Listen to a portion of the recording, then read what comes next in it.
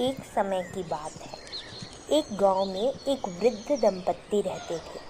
उसकी कोई संतानें नहीं थी। बहुत दुखित थे। बूढ़िया ने बुढ़े से कहा, मुझे बहुत खराब लगता है। तुम मेरे लिए एक बकरी ले आते, मैं उसी को पालती।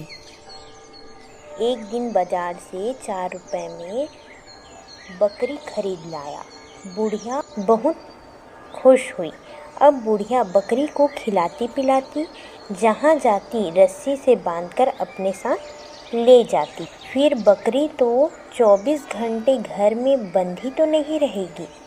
बकरी की जात चंचल, किसी के घर घुसकर दाल खा आती तो किसी के आंगन में तुअर मटर खा देती, किसी के मुसल के पास से चावल चबर चबर खा लेती। अब सभी तो नुकसान नहीं सह सकते। आकर बुढ़िया से कहने लगी, इस बकरी को चरवाहे के बर्दी में मिला दो, चरवाहा चरा कर ले आएगा।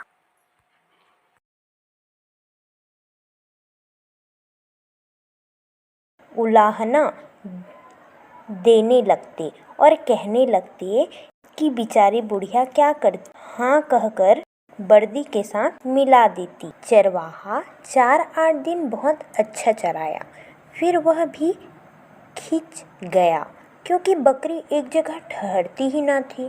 कभी किसी के खेत में घुस जाए, कभी मेड़ में, तो कभी अरहर ही खा लेती।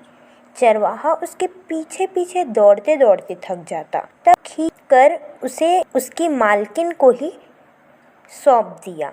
बकरी फिर बुढ़िया के पास रहने लगी। उसके 2 प्यारे प्यारे बच्चे भी हुए। अब बुढ़िया की परेशानी और भी बढ़ गई। कैसे खिलाए और घर में कैसे बांध कर रखे। छोड़े तो गांव भर उलाहना, क्या करे क्या ना करे। किसी तरह कुछ दिन बीते।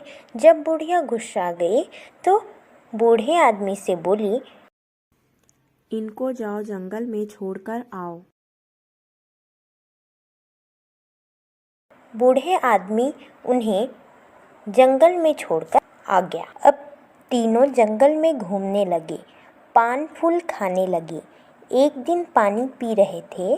ठीक उसी समय उस नदी के थोड़े दूर पर एक शेरनी भी पानी पीने आई। उसे बकरी की गंध आई। इधर उधर नजर दौड़ाई तो शेरनी को बकरी और उसके बच्चे दिखाई दी। शेरनी मन ही मन बहुत खुश हुई कि आज अच्छा शिकार मिला है। उसी समय बकरी ने भी शेरनी को देख लिया। बकरी के प्राण सूख गए। अब क्या करूं? भगवान मन ही मन सोचने लगी। फिर शेरनी को खुश करने के लिए अपनी तरफ से बोली, प्रणाम बड़ी दीदी। खुश रहो बच्ची, मैं ठीक हूँ। आजकल तुम कहाँ रह रही हो? इधर उधर घूमती रहती हूँ। दीदी कोई जगह बंद कर नहीं रहती। हूँ तो मेरे साथ चलना री। मेरे पास 2 गुफा है। एक में तुम इन बच्चों के साथ रहना, एक में मैं रहूँगी। क्या होगा? ठीक है। ऐसा कहकर बकरी अपने दोनों बच्चों को लेकर शेरनी के साथ चल पड़ी।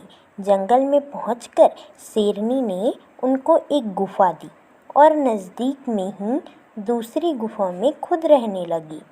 2-4 दिन अच्छा सुख में बीते।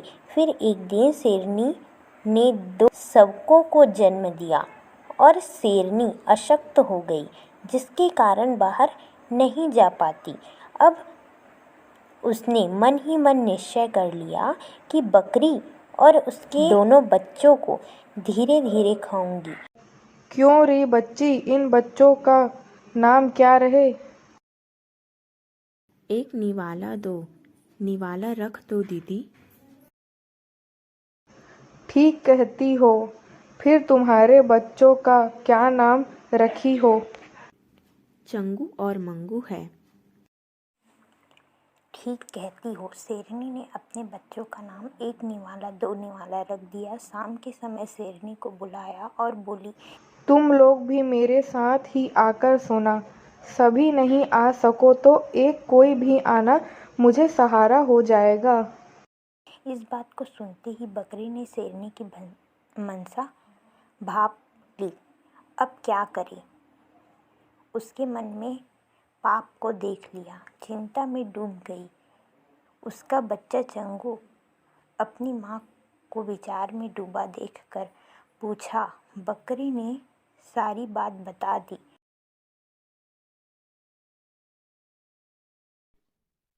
तुम चिंता मत करो माँ, मैं जाकर सो जाऊंगा, मुझे कुछ नहीं होगा। ऐसा कहकर चंगू शेरनी की गुफा में चला गया और बोला, मौसी मैं आ गया हूँ तुम्हारे पास सोने के लिए। अच्छी बात है बेटा, सो जा।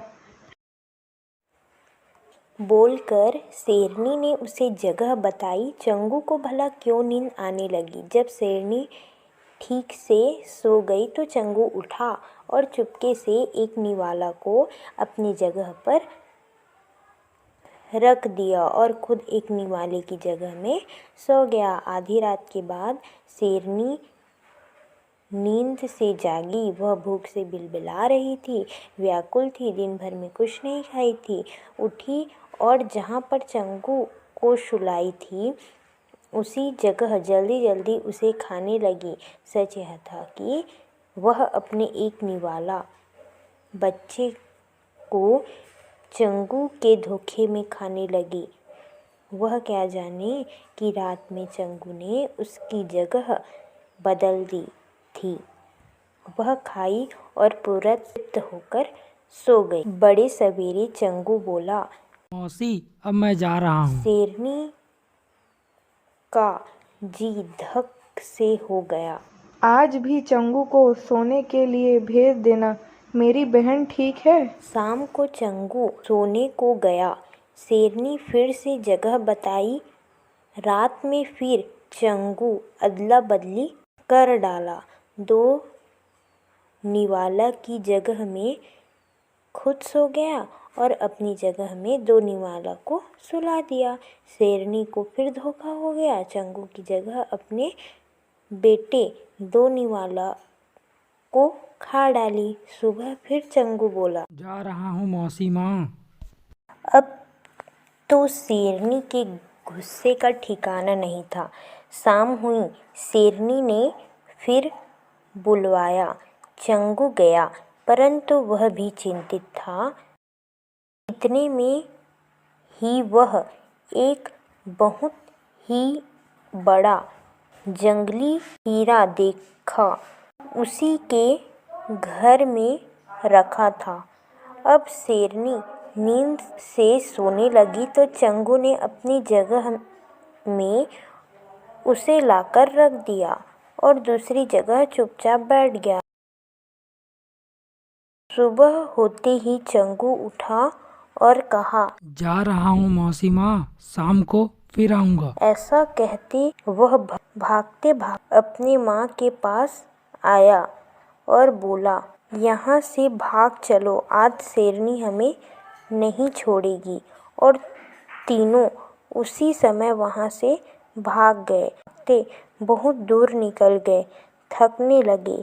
एक पेड़ के नीचे तीनों चढ़ गए। चंगू ने माँ को बताया, शेरनी हमको खोजते खोजते ज़रूर आएगी और जब इस पेड़ के नीचे आएगी तो मैं बोलूँगा, दे तो माँ सोने का डंडा, मारूँ इसे, तब बोलना यह लो, तब वह भाग जाएगी। सही में शेरनी काफ़ी गुस्से में थी। तीनों को खाने का निश्चय कर लिया था। यह तीनों अपनी गुफा में नहीं थे तो शेरनी जंगल की ओर गई और खोजते खोजते पेड़ के नीचे पहुंची। उसे बकरी के गंध का आभास हुआ। ऊपर अच्छी और उनको देखकर बोली। चंगू तुरंत बोला और एक डंडा ऊपर से गिराया। शेरनी डंडा को तो देखी नहीं और केवल खड़खड़ आवाज़ हुआ तो शेरनी डर गई और घर की ओर भाग गई। रात भर तीनों उसी पेड़ में रहने को सोचे। बड़े सुबह बकरी क्या देखती है कि शेरनी अपने साथ अपने भाई और 3 शेर शेरनी को साथ लेकर आई है। पेड़ के नीचे आकर जिस शेर का नाम बंडा सबसे नीचे खड़ा हुआ, उसके ऊपर एक खड़ा हुआ और उसके ऊपर फिर एक शेरनी खड़ी हुई। तब उसी समय चंगू बोला, दो माँ सोने का डंडा, मारू नीचे का बंडा। इतना सुनकर बंडा शेर सूना और भागने लगा। उसके बाद उसके ऊपर चढ़े सभी शेर जमीन में गिर गए और भागने लगे। अब चंगू अपनी माँ से बोला। यह सोच तीनों भागते दौड़ते अपने गांव गए। बुढ़िया किसी के घर बैठने गई थी। बकरियों के जाने के बाद उसे कुछ अच्छा नहीं लगा था। रोती और याद करती। अभी जब वह दूसरे के घर बैठी थी तो 2-4 बच्चे उससे जाकर बोले। बुढ़िया को विश्वास नहीं हो रहा था। बच्चे उसे अपने साथ लेकर आए। आंगन में तीनों बकरी और बच्चे को देखकर फूली न समाई और तीनों को गले लगाकर वह खुशी से रोने लगी।